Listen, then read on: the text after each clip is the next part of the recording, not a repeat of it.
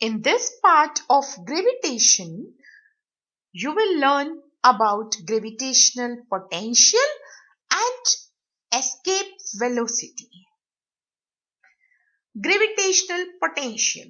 The gravitational potential at a point is the potential energy associated with a unit mass due to its position in the gravitational field of another body. Mathematically, it is denoted by capital V and it will be equals to work done divided by mass. So W by M, and we have already calculated the potential energy, or the W equals to minus GMM upon R. So at any place X, it will be minus GMM upon X, and if you divide it by M, you will get minus GM by X.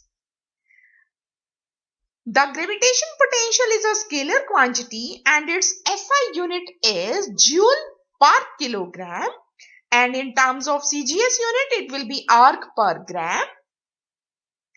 Dimensional formula for gravitational potential is M0 L2 T minus 2.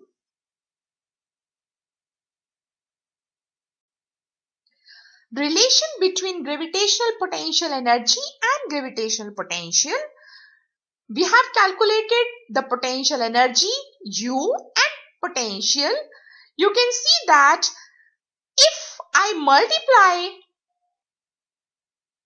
by small m means the mass of the object, then I will get the gravitational potential energy.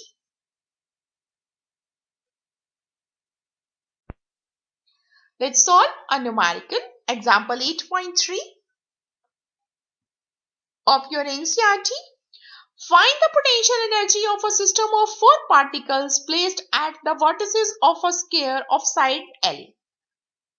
Also obtain the potential at the center of the sphere. Consider 4 masses, each of mass m at the corners of a sphere of side L as shown. We have 4 mass pairs at distance L and 2 diagonal pairs at distance under root 2L. You can find out the value of diagonal. So, the total work done will be minus 4 into gm square by L and minus 2 gm square by under root 2L. And on solving it, you will get as minus 4 minus 5.41 gm square by L. And the gravitation potential at the center of the sphere, where the distance will be under root 2L by 2, will be given by minus 4 under root 2 gm by L. Escape velocity. If we throw a ball in air, it rises to certain height and falls back. If we throw it with a greater velocity, it rises to a greater height. And if we throw it with a sufficient velocity, it will never come back. It will escape from the gravitational pull of Earth. This minimum velocity is called escape velocity and is the minimum velocity with which a body must be projected vertically upward in order that it may just escape the gravitational field of Earth.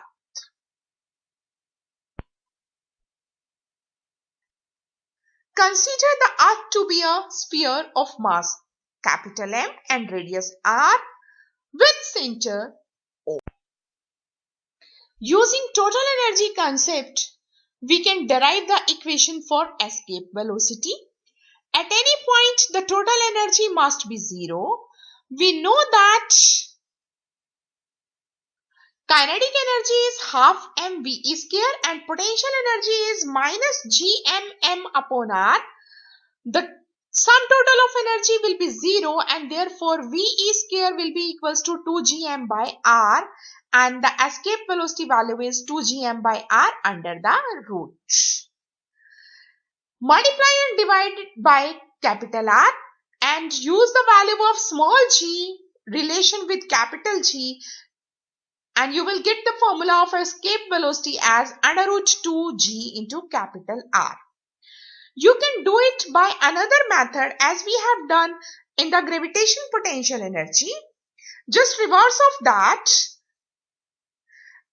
What you have to do?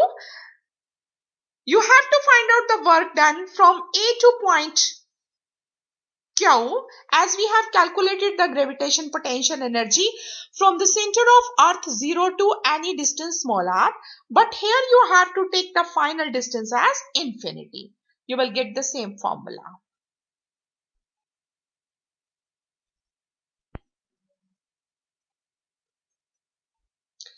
Using the value of small g and the radius of Earth, and on solving it, you will get the value of 11.2 kilometer per second.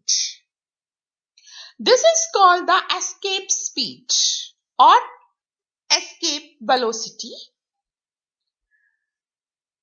Now, can you tell me, just think over it, why moon has no atmosphere? A planet will have atmosphere if the root mean square velocity of the atmospheric molecules is less than the escape velocity for the given planet. And the escape velocity of the moon is 2.38 kilometer per second, because you know that the value of acceleration due to gravity is just 1/6 of acceleration due to gravity on Earth. So it has very small value of escape velocity. While Jupiter has a thick atmosphere, and even the lightest hydrogen cannot escape from the surface of Jupiter. So all it depends upon the escape velocity. Another numerical: two uniform solid spheres of equal radii r but mass capital M and 4m as shown in the figure and separated by 6r distance. A projectile of mass m is projected from the surface of the sphere of mass capital M directly towards the center of the second sphere.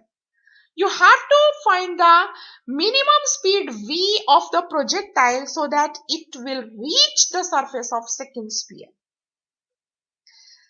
The projectile is acted upon by two mutually opposing gravitational forces of the two spheres, and the neutral point N as shown is the position where the two forces cancel out each other exactly. If ON is denoted by small r, we have gmm upon r square, and for the another sphere 4gm into small m upon 6r minus small r whole square, and from here you can find out the value of small r, and it is sufficient to project the particle with a speed which would enable it to reach n. Thereafter, the greater gravitational pull of 4m would sufficient. The mechanical energy at the surface of M is given by E L is equals to half mv square minus gmm upon r minus 4 gmm by 5r. And at the neutral point N, the speed approaches 0 and the mechanical energy at N is purely potential. And from the principle of conservation of mechanical energy, you can calculate the value of velocity, and that will be 3 gm by 5r under the root.